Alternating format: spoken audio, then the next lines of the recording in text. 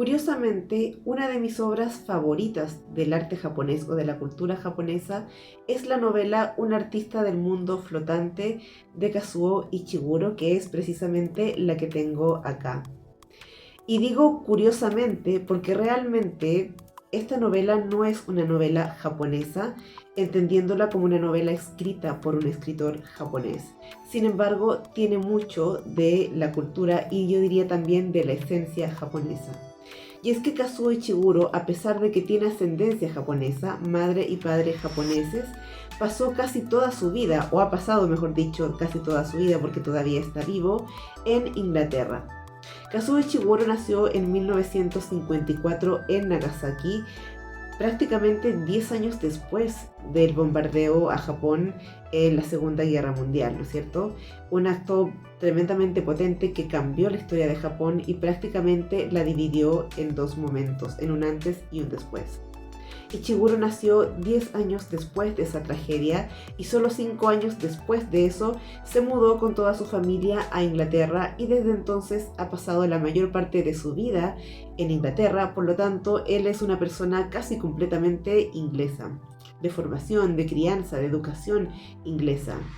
Y ha recibido el Premio Nobel de Literatura no como autor japonés, sino como un autor inglés. Sin embargo, dentro de su ya amplia obra, sus dos primeras novelas, Pálida luz en las colinas y esta, Un artista del mundo flotante, están inspiradas e incluso ambientadas en Japón, al menos en parte. Y si hay alguna novela que realmente me resuena y me llama la atención profundamente, es precisamente esta novela. Y es que Ishiguro no solamente logró captar casi a la perfección, a mi parecer al menos, la esencia de lo que es la literatura japonesa, con sus pausas, con sus ritmos, con su detención a los detalles, a la descripción de ambientes, de lugares, y con esa sutileza en los diálogos en los que pareciera que constantemente tenemos que leer entre líneas, sino que además logró plasmar perfectamente, tanto en su contenido como en su forma, el concepto del ukiyo, es decir, del mundo flotante. Si esto te confunde, te invito a que veas mi video anterior sobre el ukiyo, donde defino lo que es este concepto. Cuando yo encontré esta novela por primera vez fue aproximadamente en el año 2012, si no me equivoco, yo tenía aproximadamente unos 22 años y en ese entonces no sabía mucho de la literatura japonesa ni de la cultura japonesa, todavía no estaba inmersa en este mundo y cuando descubrí esta novela y dije, vaya, algo japonés, me lo voy a comprar. No tenía idea a lo que me estaba enfrentando. No sabía en ese entonces que ya desde el título esta novela nos está diciendo de qué va. Y es que el mundo flotante es precisamente el ukiyo. Este mundo transitorio, que o bien se sufre o bien se disfruta. Y esa es precisamente la magia de esta novela. Y en este video te quiero contar por qué creo que esta novela refleja a la perfección el ukiyo, no solo en su contenido, sino también en su forma. Y de alguna manera extrapolar o extender esta reflexión que hice en el video anterior acerca de por qué creo que el ukiyo no solamente se refiere a algo específico del budismo o de la cultura japonesa, sino que también se puede extrapolar a toda la humanidad y casi convertirse en una suerte de tópico universal. Esta novela, Un artista del mundo flotante, nos cuenta la historia de Masuji Ono, un pintor viejo ya, maduro, retirado, jubilado, que en un Japón moderno hace una suerte de retrospección, ¿no es cierto?, de mirada retrospectiva hacia el pasado y nos cuenta parte de lo que fue su vida. Hablar de una trama en esta novela es un poco complicado porque no se nos ofrece una trama propiamente tal, que es algo que podemos ver de alguna u otra manera en la literatura japonesa contemporánea también. Pero sí nos pone situaciones que nos van mostrando lo que quiere decir tanto el personaje como el autor mismo. Y es que la historia de Masuji Ono es una historia de cambios. Si eres un lector de Kazuo Ishiguro o si has leído alguna de sus novelas, sabrás que este es un elemento que se repite en él. Y es que a Ishiguro le importa particularmente ver este contraste entre el presente y el pasado. Mirar el pasado con los ojos del presente y ver cómo ha cambiado ese pasado a los ojos del presente. ¿Sí?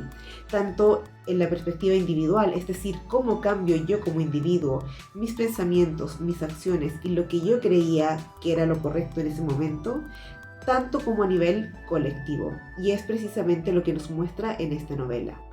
Masuji Ono es un pintor que desde joven descubrió su profesión, pero para poder llevarla a cabo tuvo que defraudar a su familia, romper un esquema familiar que le imponía otro tipo de profesión a futuro, pero él quería seguir su camino y se dedicó a la pintura. Vemos como a lo largo del tiempo va cambiando de escuela, va pasando de una escuela a otra y también su forma de arte va evolucionando. En el presente, en el Japón moderno, Masuji Ono, que ya es un hombre mayor, es viudo y ha perdido un hijo con la guerra. Es decir, la guerra le arrebató tanto a su esposa como a su único hijo varón y solo le quedan sus dos hijas, una de las cuales ya está casada y la otra ha tenido problemas para encontrar matrimonio precisamente a causa de la imagen que tiene Ono. Y es precisamente ahí donde se empieza a desplegar nuestra historia. ¿Por qué? Porque lo que vamos viendo es que la imagen de Ono está bastante trastocada. Para algunos es una buena imagen, para otros es una mala imagen. Y de alguna manera la perspectiva que esta nueva época, el Japón moderno de aquel entonces, ¿no? O 1980, 1970, estaba teniendo sobre él, estaba afectando no solamente su reputación, sino también la de su familia. Y esto es lo interesante de esta novela. Hay un pasaje en la que Ono efectivamente forma parte de la escuela del ukiyo-e, es decir, es un pintor de este mundo flotante, que es un estilo, o era más bien dicho, un estilo que retrataba los placeres, la vida urbana, la vida nocturna de Japón, en busca de poder vivir el momento en sí, sino que además este cambio continuo que hace va probando de alguna manera cómo se va extendiendo este concepto del ukiyo. Vemos cómo Masuji Ono parte siendo un discípulo de una escuela bastante modesta, vemos cómo luego se mueve a la escuela del ukiyo-e y cómo eventualmente lleva su arte a la propaganda política, que es lo que termina de poner en tela de juicio su imagen. Y esto es lo interesante de eso.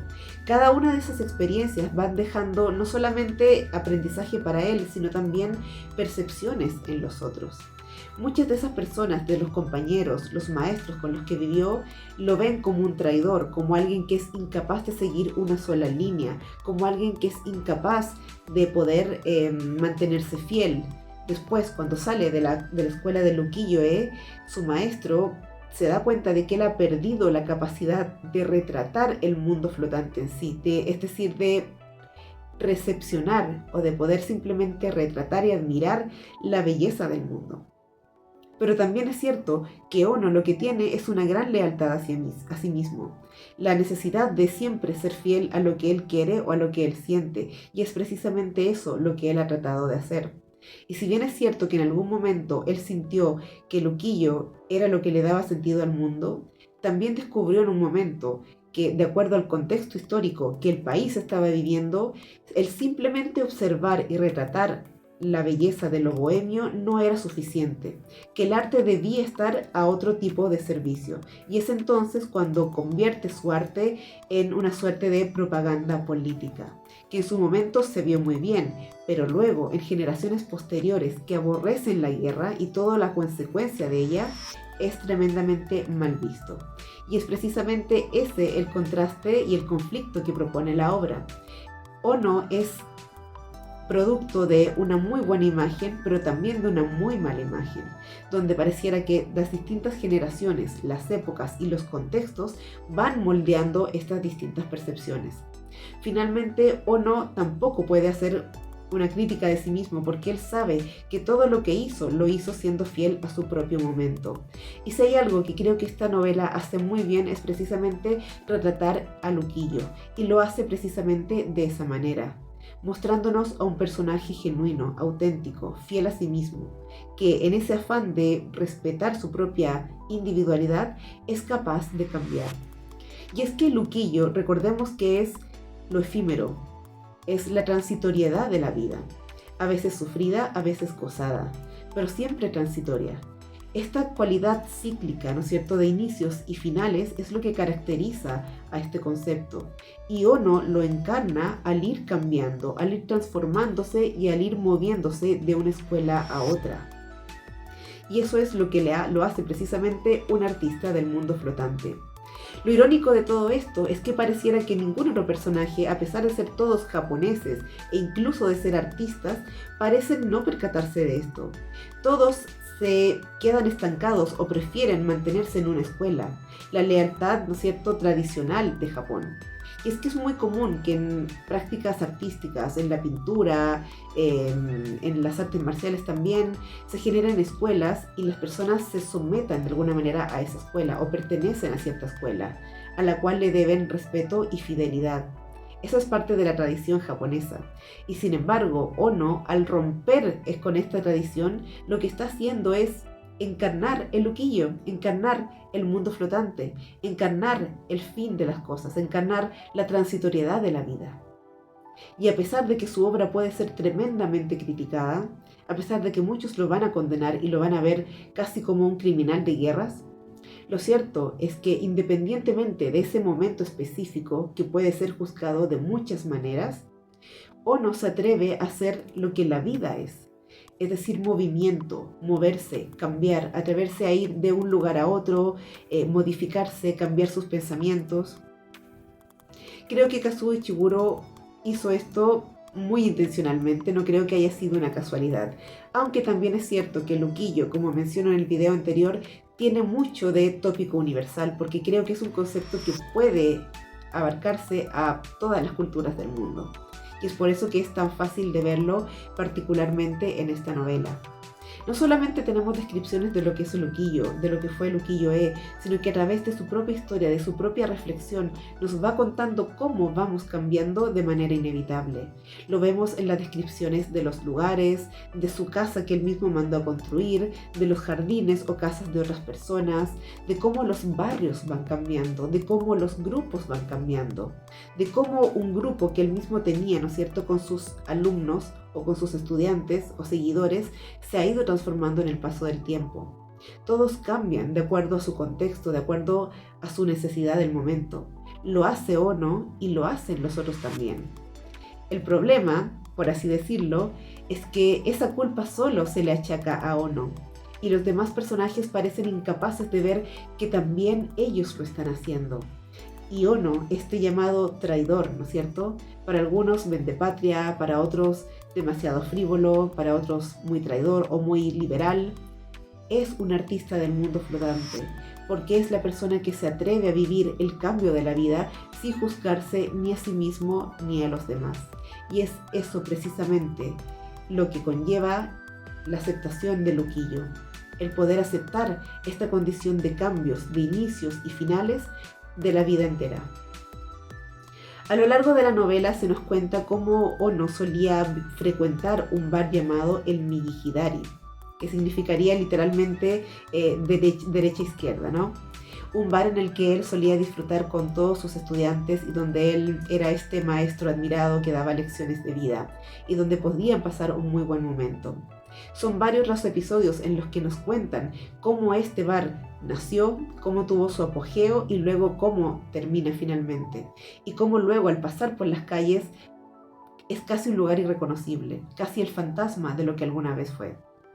Y quiero terminar este video leyendo un fragmento que habla justamente del paso del tiempo y de cómo esta era de oro en el Migihidari finalmente se esfuma.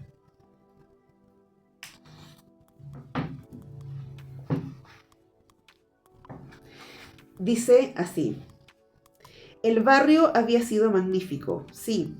Todos habíamos disfrutado mucho y la alegría y el buen humor que impregnaban nuestras discusiones siempre habían sido sinceros. pero quizás aquella alegría no fuera tan positiva. Y como otras muchas cosas ahora, tal vez sea mejor que todo aquel mundillo haya desaparecido para no volver. Aquella noche estuve a punto de decirle estas mismas palabras a la señora Kawakami. Sin embargo, decidí que habría sido una falta de tacto. Naturalmente, su antiguo barrio significaba mucho para ella. La verdad es que le había dedicado todas sus fuerzas y toda su vida. Por lo tanto, es fácil comprender que se negase a aceptar que aquello formaba ya y para siempre parte del pasado.